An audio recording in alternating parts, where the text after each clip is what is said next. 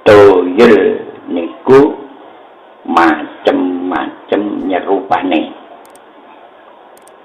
Ana sing nyerupa arek. Ana sing nyerupa hewan. Nggih. Penjogarata. Kelangan niku gak ana lerene.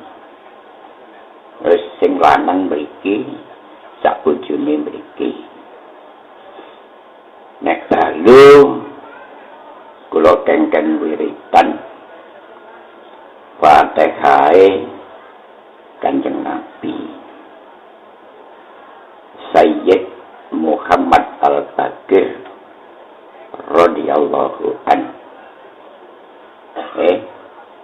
Terus sing babat desa mbok jenenge kok sing babat desa wong tuwa loro terus man ajazani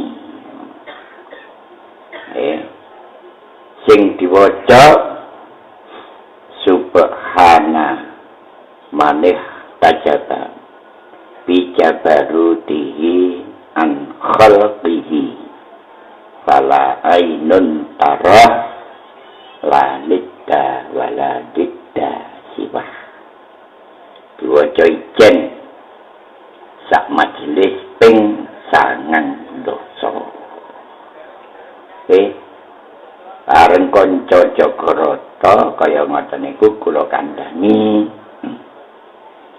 Nek sampeyan diwelasi Allah saged nyekel tuyul niku nek ditebus mbon angsal.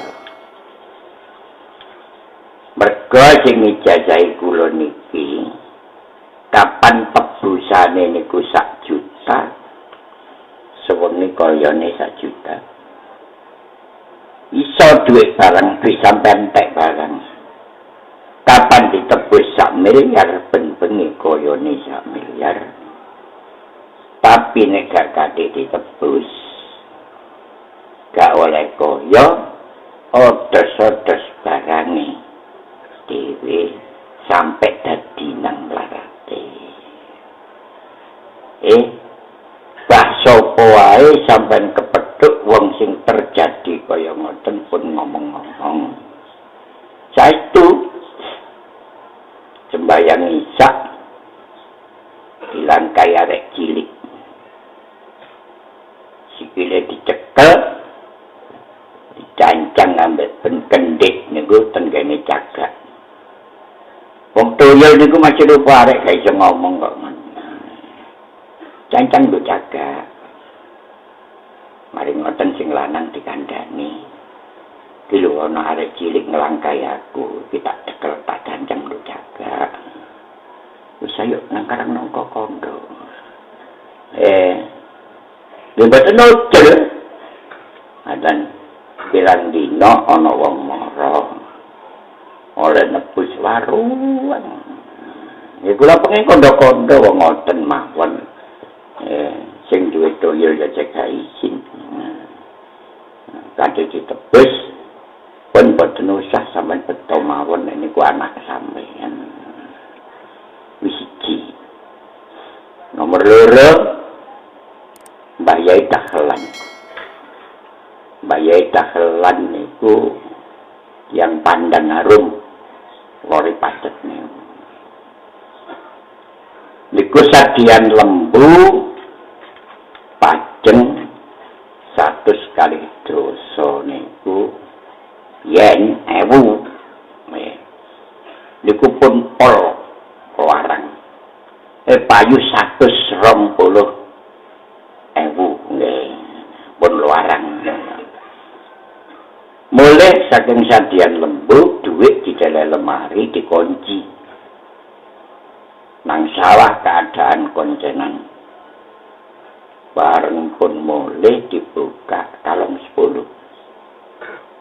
Tukaran kan jero omah. Padahal kunci ini digawa dhewe. Mbak Nyai gremeng. Wis aja di dalam lemari. sampean gowo nang sawah. Duit digowo nang sawah niku karek 110 iki lho mulih karek 100. Nah, dadi sing wedok lono berarti tuyule iki kok dhewe.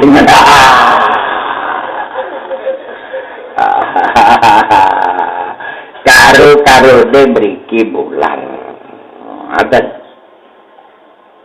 Bakandane Mbah pun boten usah umek-umek. Niki mawon sampeyan golek cumplung.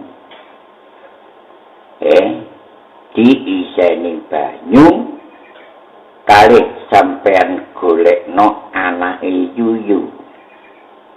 Sampeyan deleh jerone niku terus sampeyan waosaken niku wau. Ngono, nek tabolan baleni kan entek waktu niku wau.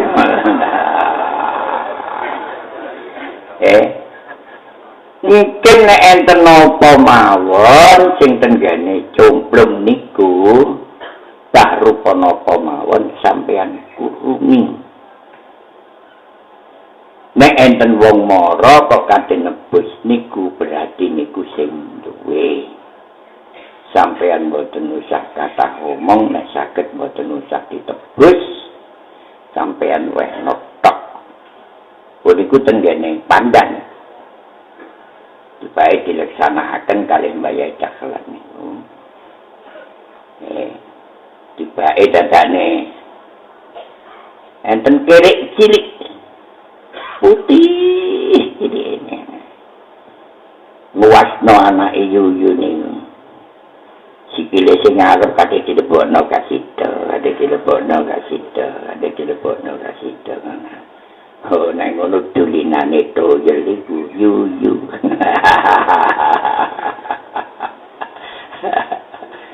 saestu ngaten isu enten wong teko Mbah niki ngon-ngon kula Pak. Kula tebus biyen niku 1 miliar pun boten iso ngitung jaman sakmoten. Boten nang jaman kok, boten Pak kula tebus boten nang sampean kok. Kula boten ate tebusan ngono niku boten rumangsa nek wae sampean kok. Subhanallah, sak wulan wis ketara. Surem. Akhirnya melarat. Niki bahasan masalah tuyul. Lah kula niki dikandani wong sing pedhuk tuyul. Kok kula dhewe sing kepethuk tak takoni ngene-ngene sapa kok. Apa kali? Benar. Wah, pungkasane judul itu ya.